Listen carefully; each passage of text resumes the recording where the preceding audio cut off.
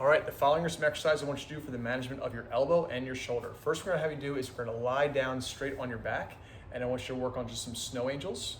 So think about trying to drive your arms behind you, sliding up and back, trying to feel like you can feel the back of your hand, wrist, and elbow on the table or floor, going up and back for about a minute.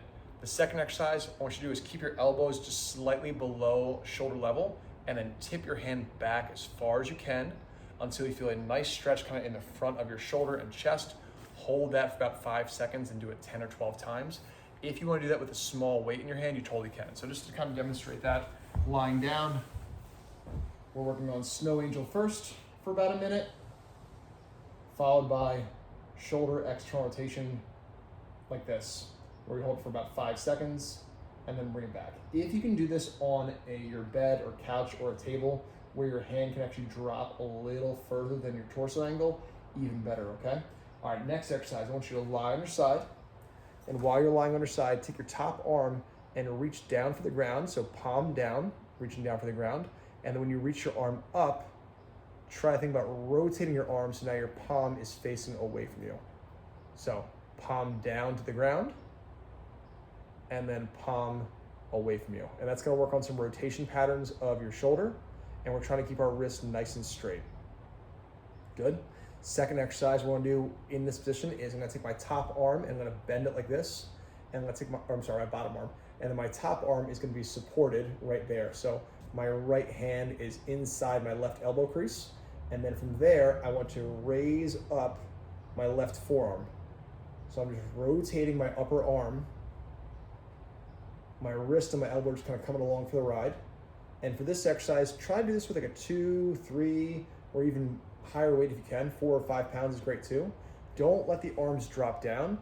Keep the arms right at shoulder level as you bring this forearm parallel to the ground and back down for 2 or 3 rounds of 10 repetitions.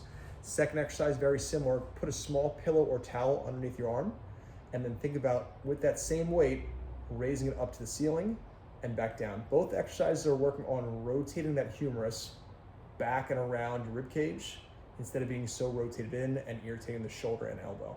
All right, so wrist stays nice and straight, pulling just like this, back and forth with that small weight in your arm, and then a pillow underneath there.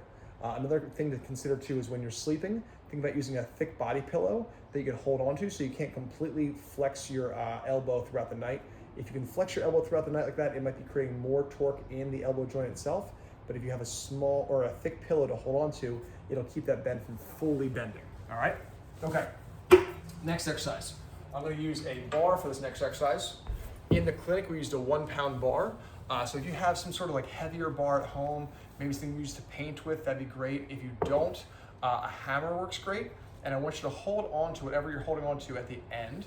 And I want you to slowly turn your palm so your thumb is down and your palm is up with your arm pretty straight, and then bring it back to the neutral position. So the idea behind this is we are stretching out that pronator muscle in your forearm, right? And if we stretch out that pronator, it's going to create some more balance to your forearm. So your forearm is really pulled in right now from doing all the hammer and drilling and screwing in. We're trying to work on strength and mobility in the opposite directions. We're going to hold that position for about 5 seconds and complete 12 times. If that starts feeling easy, bump up the weight, maybe use a heavier, like a mallet or a heavier hammer, but try to do that for about 2 rounds just like that. Okay, next exercise is put your hand on a pillar or wall in front of you with your fingers extended like this, and then from there, I want you to turn your palm as far as you can, with trying to keep your palm pretty much flush against the wall in front of you, and that's going to create a nice stretch in that forearm as well, and then bring it back again. So hold that stretch for 5 seconds, do it 10 or 12 times. Last note is I do want you to buy some VersaGrips so that you can stabilize your wrist and decrease the amount of gripping that we're doing at the gym, because I do want you to get back to the gym really soon. All right, give this a try every day if you can, and I'll talk to you soon.